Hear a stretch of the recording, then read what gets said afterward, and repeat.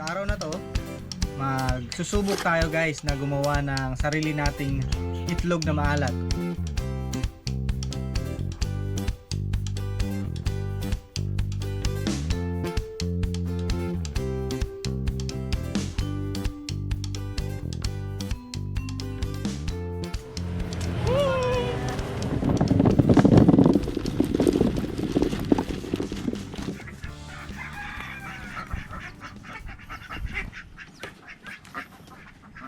Ayan, kukuha ulit tayo ngayon guys ng itlog ng ating mga itik.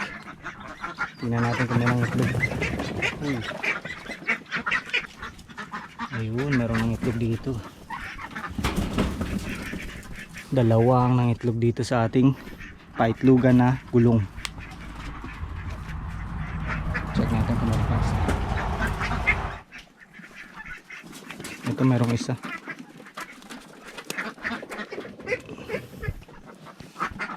Ayan mga kabukits, nakakuha ulit ako ng 3 itlog ngayong araw. So dadagdag natin to doon sa ating mga naiipong itlog ng itik. Ayan ang ating mga alaga. Nandun sila sa sulok.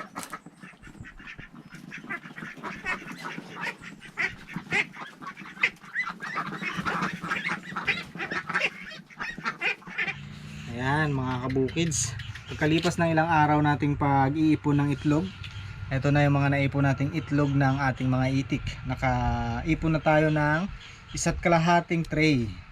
So mula nung simula hanggang sa ngayon na medyo lumaki na yung kanilang mga itlog, ayan na ngayon, ay yan na yung ating naipon. At sa araw na to, magsusubok tayo guys na gumawa ng sarili nating itlog na maalat o salted egg. Yan, kakailanganin natin ngayong itlog nila. At kakailanganin natin mamaya nung putik na ipang babalot natin dito sa mga itlog na ito.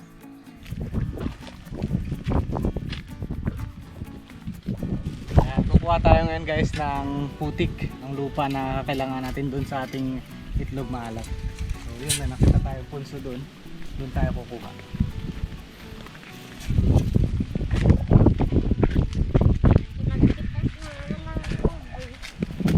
Kasama na pala natin ngayon si Bilo. Bagong ligo. Hindi pa nagsuklay. Bilog, mag-ano ka muna, magtabi-tabi po. Tabi-tabi po. Nagtabi nga siya. Hindi dito. Bakit tabi-tabi po ka dito? Ano lang naman ito mga kabukid sa punso ng anay. Diyan tayo kukuha. Dati ako lumalaro eh. Oh, dito ka pala malaro dati. Hindi ako akit dyan. Buti hindi ka nabate. May langgam. Uy, langgam pala ang loob nito eh. May mga langgam. Kaya silang mataguan.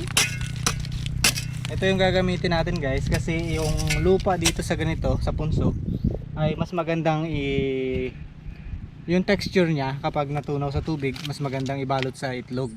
Kaya ito yung gagamitin natin. Wala kasing ano to eh, mga malalaking bato. So pino talaga siya. Tabi-tabi po, ako po si Bilog. Laki ah. Konti lang naman yung kailangan natin eh. Pwede na yung iba na nalaglag.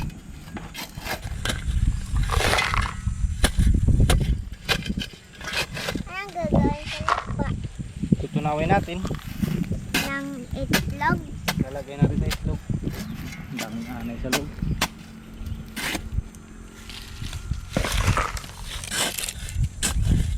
Konti lang naman yung kakailanganin natin mga kabukids. Ayan lang. Dahil konti lang din yung ating gagawing salted egg. So pwede na to. Tatanggalin lang natin to yung mga ano, may mga samang ano, ugat. Antayin nga ako maglaki Kuya Gob hanggang marunong na ako magawa ng bahay. Aba, parang anay. Antayin mo na. Parang bahay ng anay. O, tara, pakidala mo ito. Kasi ito mabigat eh. Kaya mo ba? Yan. Kakailanganin natin ito. Uy, ito pala kadaming bunga ng duhat oh. Diyan kami nagpitas dati ni Mama. Nagpitas ka na dito? Apo. Tara, magpitas muna tayo. Wow, sarap nito. Ang daming hinog. Daming hinog mga kabukids ng ano, duhat. Lumboy. Nga lang hindi masyadong malalaki yung bunga nito, no? Pero pwede na. Wow, parang unggoy si Gub ah. Nakakapit. Parang unggoy. Hindi ba, bilog? Parang lang. Parang lang ang unggoy na. Oh, ha? Ba may lahi ah. Oh, hawak mabuti. Opo. Aray ko. Hawak mabuti. Aray. Kaya? Diba? Kaya? May lahi pala to. Magaling ako umakyat ng bata ako eh. May lahi mga kabukid, may lahi. Ay, lahing shit to. Kukuha muna tayo ng ano guys, ng bunga ng duhat. Nandito na rin tayo malapit eh. Ang daming hinog oh. Saan? Yun, sa taas.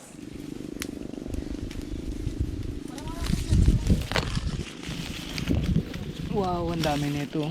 Kumpul. Kasi na natin lahat.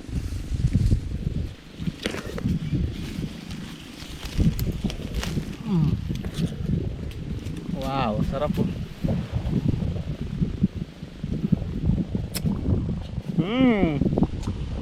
Sarap.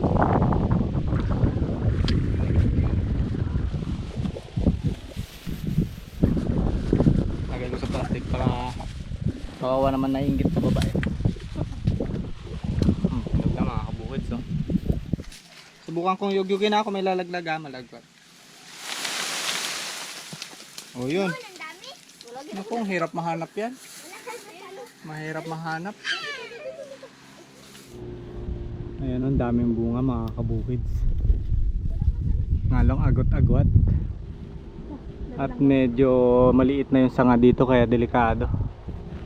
Hindi natin maabot. Pero ito maabot natin, hinog na oh. Wow, sarap. Tatlo na kayo dyan sa puno, te. Hmm? Tatlo na kayo. Hihi. Ito oh, sa likod mo. Ay, Ito sa likod mo, doon mo nakikita. Bilog, dito dali. Ito dali, dito. Uyog, dito to. Ako sabi ko mag-biscuit na, kadalaglag. Oh. hawakin ma, baka malaglag ka. Yun. Yun, dami. Hindi pa kasi sabay-sabay yung pagkakahinog eh.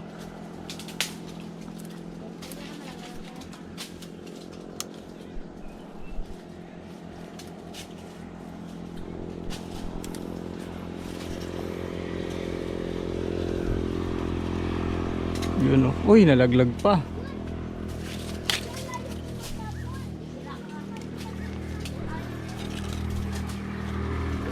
Ah. Yun.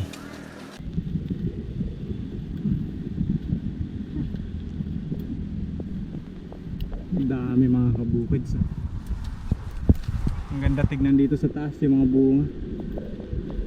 Yung iba nagbibitak na oh. Hinog na. Nagkakaroon na ng bitak. Kanis.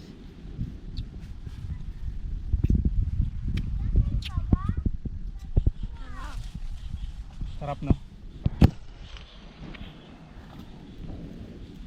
Dami. Ang dami nalalaglag na iba.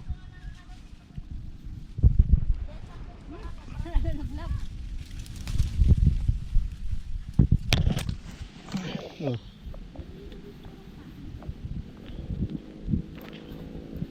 Yung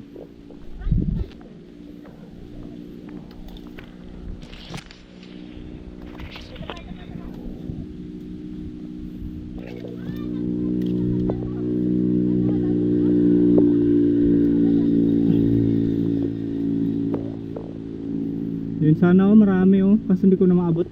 Maliit na yung sanga dun. Oh. Bumaba ka na?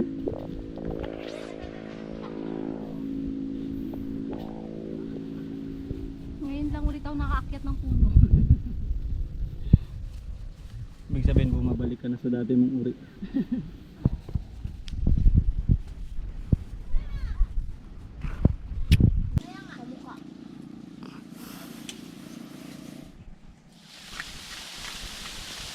Oh, dami. Laglag yung mga langgam. Wala na dyan sa'yo, Kem? Ang dami sana. Ayan Ang na, dami okay na sana yan. kaso ang layo. Sayang.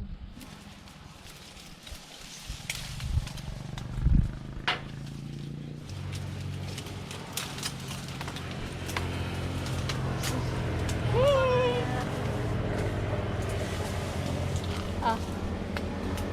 Dami langgam. 1, 2, 3.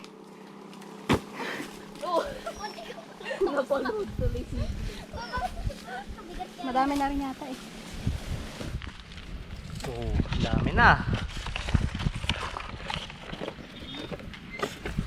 May buto. Dami na laglag. Oh, hindi na nasambot ni Kabulog. Tabulog. Tabulog. Kabuldog. Ito.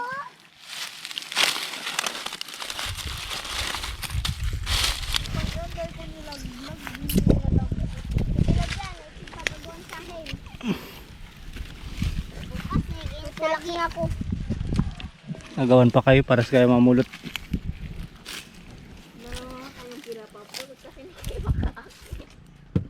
Madami din pala eh. Tanggalin natin tong hindi pa hinog kasi mapakla yan. Mapakla. Yeah.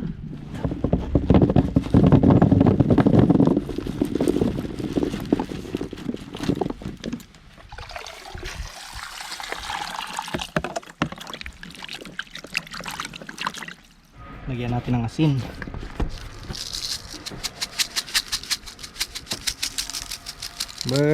Lalaki ah.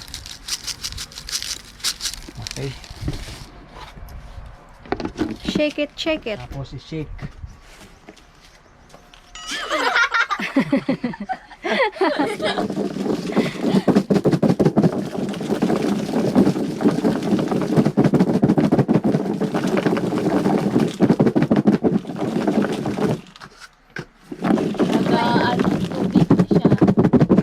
Juice na ata.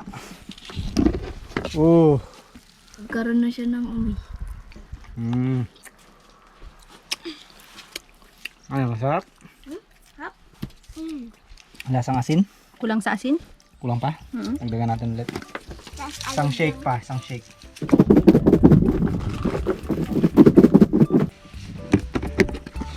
Charan!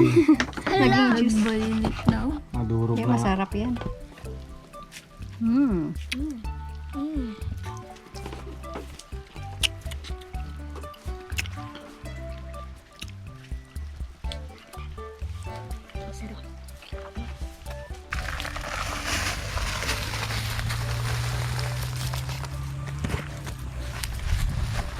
Alam, may kasamang tao. Tulungan ako dyan, hawakan mo. Ano yun natin? Ito, hawakan mo yung net. Yan, hawakan mo ganyan. Dito sa taas. Dito ka sa taas. Sa ibabaw. Yan, ganyan. Okay? O, dalawa tayo ha. Ayun o. Yan, okay na yan. Tama na yan. Dapat to. Hi, salamat. Dito di ako. Laking tulong mo. Yan, isa pa. Dali, para makuha lang natin yung pino. Ay, sorry. Ako na, dito ka lang. Hawakan mo. Yan. Hawakan mo ha. O, dalawa tayo. Sabay. One, two, three. Django. Huwag mo masyadong laksan. Yun. Good job. Yan. Okay na. Okay. Yan. Alright. Yan. Napili natin yung mas pinong lupa. Ang kakailanganin natin kasi mga kabukids ay konti lang. Since konti nga lang yung ating itlog na gagawin. Tapos yung magiging ratio natin, ang susundin natin ay 1:1. So isang parte ng lupa, ganun din karami yung asin na gagamitin natin.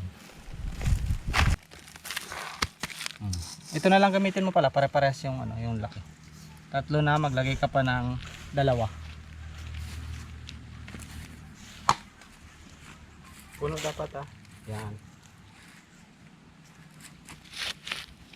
4. Last, isa na lang. Alright. 5. Okay. Tama na ito. Madami na ito masyado eh. Wala na tayong asin. Last. Wala nang asin. Balak ka dyan. Ayaw mo. Balak ka dyan. Sa'yo na yan. Total lang siya. May palas-las ka pa. Pag kinulang, sabihan kita. Gumawa ka ulit ng bago.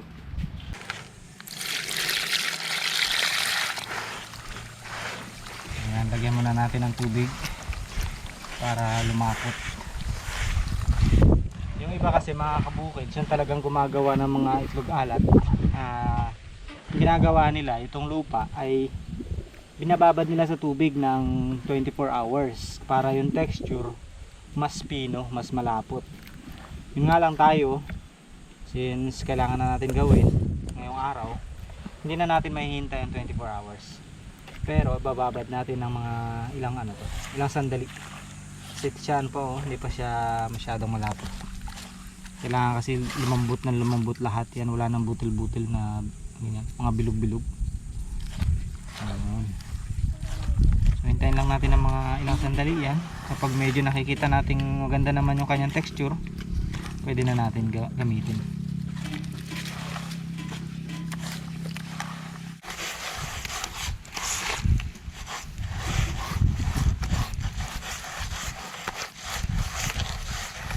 Ayan, pagkalipas natin ibabad mga kabukids ng mahigit 1 oras sa tubig.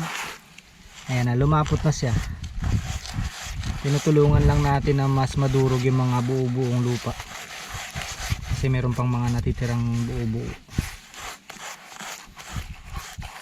Mas durog, mas maganda kasi.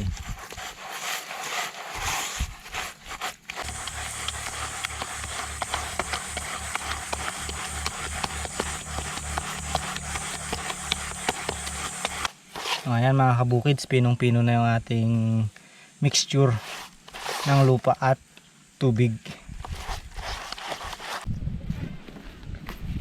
Okay. Dito na natin haluin. Sige. Sige pa. Buhos mo pa. Oops! Sumobra. Sobra. Sumobra ang lagay ni Kabuldog. Sobra. Isang asin. 2. Ayan, mix na natin.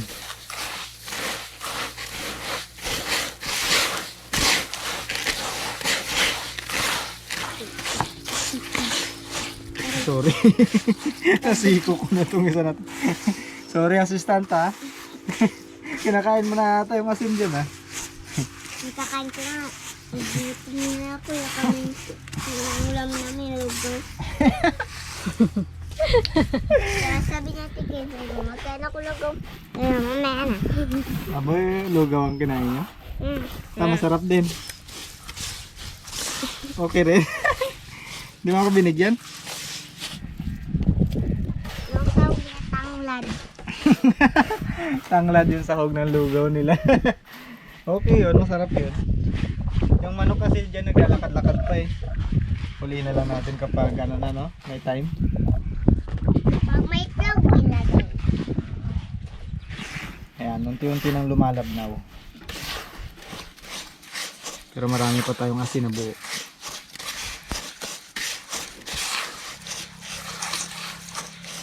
Ayan mga kabukids, ang ginawa namin 1:1.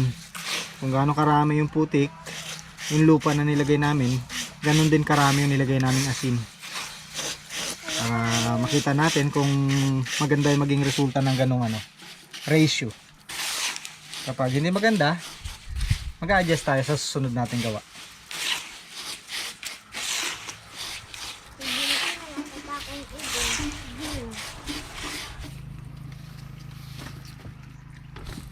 Dadagdagan natin mga kabukids yung itlog. Dito meron din tayo ditong itlog ng ating pato. Ayan, mas malalaki siya. So isama natin doon para meron tayong mas malalaki. Kuha lang tayo ng ilan ba ito lahat?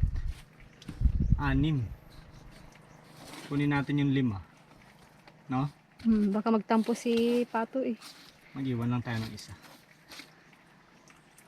6 na araw na siya nangingitlog. Yung kanyang itlog ay mas mabilog at mas malaki kumpara doon sa itik. So isama natin. Okay, simulan na natin mga kabukid sa ating unang subok ng itlog maalat. So yan, naibabad na natin ng mga ilang minuto yung asin.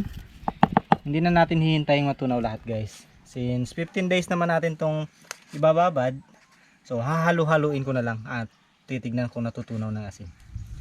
So ayan, simulan na natin. Babad natin yung itlog. Lagyan natin muna lahat.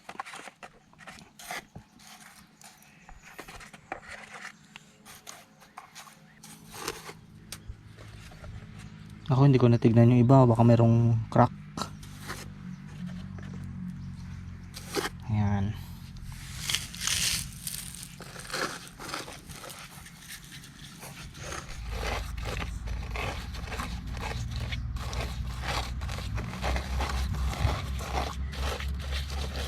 Yun oh.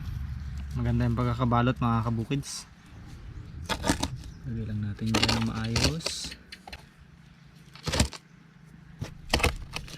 Ayan.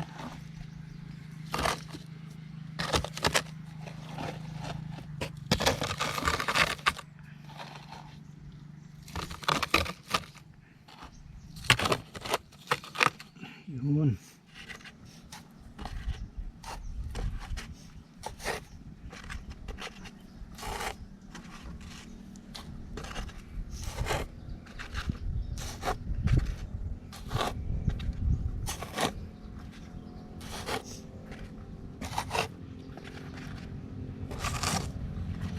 Tapos isama na rin natin tong itlog ng pato. Ayun, ang ganda. Malalaki. Ayan. Ayan, haluin na natin ang haluin. Balutin ang balutin.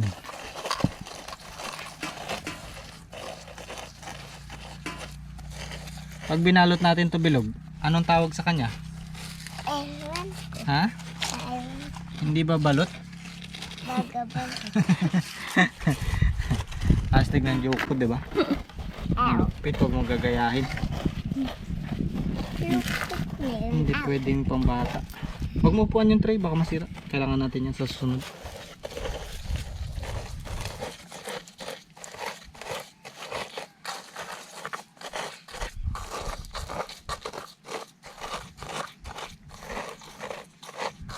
Uy, ito yung may sira. Huwag na natin ito isama. Ayan o, mga kabukids, meron palang crack yung itlog. Pakihugasan mo na lang. Ingatan mo ah, baka mabasag. Okay na lang po. Kasi kung isasama natin yan mga kabukids, so una, yung putik na ginamit natin, sa halip na magagamit pa ulit sa susunod, hindi na babaho, magkakaroon ng amoy. Tapos yung itlog, magkakaroon din ng amoy. Dahil nga papasok na dun yung bakterya sa loob.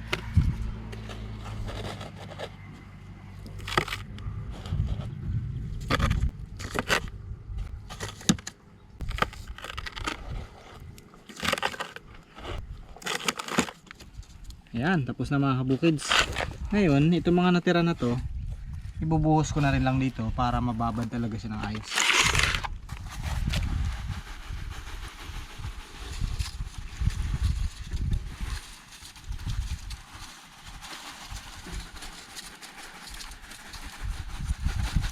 Sayang din eh. Ayan. Yung iba. Para lahat talaga ng itlog pati na sa ilalim eh malagyan.